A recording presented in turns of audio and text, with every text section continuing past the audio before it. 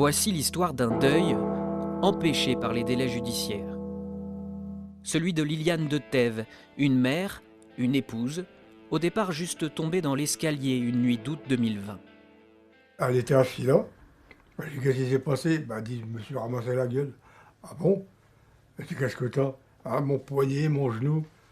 Alors elle dit, bon, appelle les pompiers, appelle les pompiers. Bon, je les ai appelés, ils sont arrivés, ils sont intervenus, ils l'ont embarqué. Et puis, 24 heures après, on me dit, votre femme est décédée. Je dis, docteur, t'es ma boule, va te faire soigner, hein. Hospitalisée comme blessée léger, Liliane s'est éteinte quelques heures plus tard. Une analyse du corps révélera la présence d'une dose létale de tramadol, l'antalgique le plus impliqué en France dans les décès toxiques à l'hôpital. D'où vient-il? Aucune prescription au dossier médical.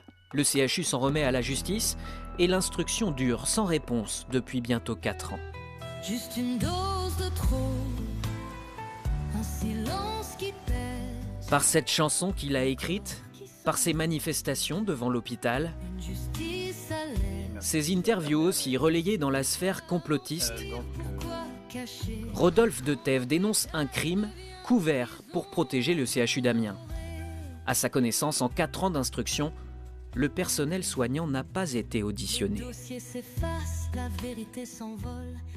Nous sommes de là, malheureusement, de la lenteur de la justice. Nous sommes dans l'inactivité de la justice dans ce dossier. Les témoins ont vu ma mère brancher des perfusions. 3 poches de perfusion. Déjà là, on a 2 témoins. Ensuite, vous avez le rapport toxicologique. À lui tout seul, il fait tomber l'hôpital. Ce n'est pas à moi de faire ce travail-là, ce n'est pas à moi de me poser des questions. Ce n'est pas à nous de faire des demandes d'actes à la base. C'est à la juge d'instruction de faire ça d'elle-même. Je ne dis pas à la juge d'instruction de nous tenir informés des moindres faits et gestes. Mais des petits paragraphes, de temps en temps, ça fait du bien à la famille de comprendre et de savoir comment l'enquête avance. Je veux savoir qui c'est qui a fait ça, même, avant que j'aille le rejoindre.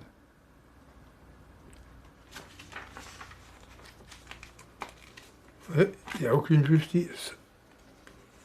Il n'y en a plus.